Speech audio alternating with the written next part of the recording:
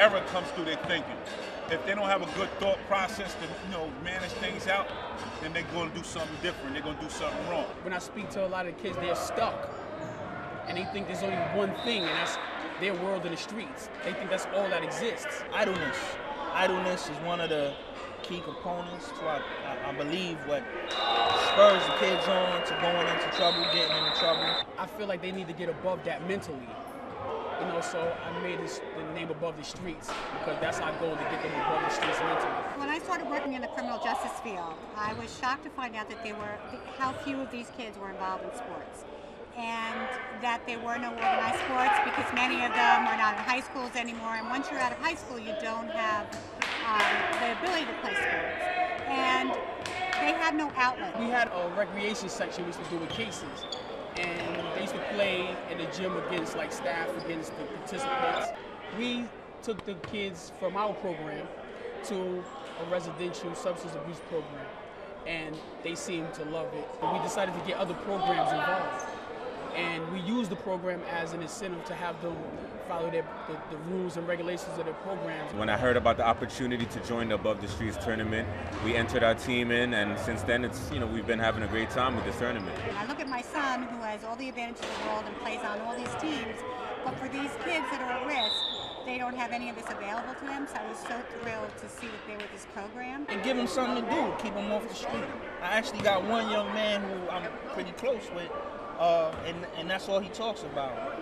It's like, man, I'm going, I got this game coming up. I think most of our young men are coming from environments that are fostering hostility, and with the opportunity to play in this league and be part of a team, they're learning how to work with teams.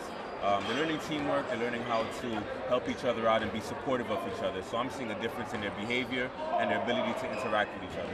Just give them a little character, give them something to look forward to. They're playing on a team, working with somebody, being able to be a good team player, a good friend. Just having something to do all the time without having to do nothing with their idle time. What I've seen it do to the guys that I work with is bring a sense of consistency. Every Tuesday without fail, these guys are going to be in this gym, and that's an opportunity away from some of the dangers of the street. I work with a lot of HEI clients anywhere from 17 to 21, and I already have a good rapport with them, but this has enhanced it, because now they got something to look forward to than just having to shoot pool or go to a small group, something to improve what they've been doing out here and something to enhance whatever their future is. We're not saying that the future got to be basketball. This could be just a recreational start for them. It could be somebody that's going to be the next doctor or whatever the case may be. But we do work with a lot of kids that's partially in prison, halfway in prison, and on the streets, and working hard to try to stay from in prison. My coach, he's the best coach. He keeps us fundamentally sound. When we're rattled, he keeps us together on court and off court. He just helps us be straight, be on the straight and narrow. I think it's very rare that you see something like this going on, where you allow guys to come in from the streets and really use their talents and express themselves in a way that really doesn't bring harm to them. Coach is good, man. John is a very good man. He helps me on and off the court. But listen, though, for real, I need y'all to get in there, hustle hard. Everybody stop spreading the floor, stay on top of the man, charge the ball. Basketball is a game of on the court and off the court. Helps you learn communication, good partnership, and lots of networking. It teaches you teamwork, which will be very important in the work field. It teaches you how to stay cool under pressure, because sometimes you might be down or might be up and they're closing in on you. It teaches you a lot. But we want to have them walk like a straight line in order to stay in the program. You have to be drug free. You can't be producing positive scores for any drug. So that's some of the rules that you need to do to stay in the program. And then the incentives that surrounds it, and the markets where you got to do good in school and you got to do this. I think that really, the game becomes a catalyst for them to do better in the other areas. If you're not going to school, whatever it is, we use it to keep them positive, because we know they love it. I'm currently applying to 3 colleges upstate.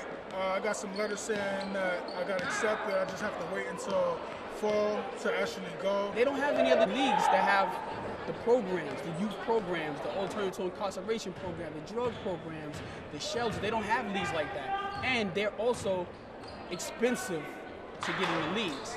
You know, so we try to keep it to a minimum just so everybody can afford to stay in. I'm glad it's happening. I hope this continues for a long time and gets all the support that it can get. To watch them play and to see them organize and learn to be a team, it's fabulous. I'm just really glad that a tournament like this exists. I say that they should be blessed. You know, everybody should be blessed right about now to have something like this. It's a great opportunity for these guys. Cheers.